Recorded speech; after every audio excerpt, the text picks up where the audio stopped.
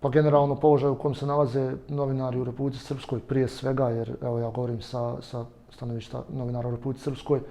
je poražavajući po mnogo osnova, po bezbjednostnom osnovu čisto iz situacije, jer nikad ne znate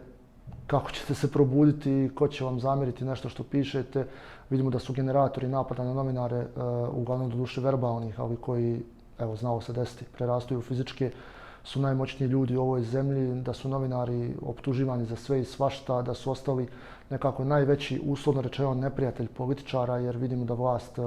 sve više gubi opoziciju i da su novinari jedini ti koji upozoravaju na nepravilnosti, kriminal i korupciju i jedini koji još uvijek čuvaju i brane ovo društvo i demokratiju. Sa druge strane, novinari su u katastrofalnom položaju finansijski, jer rade za mizerne plate, prinuđeni su da rade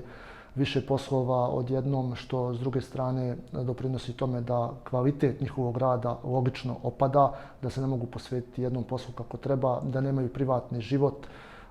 Tako da sve u svemu situacija je poprilično loša.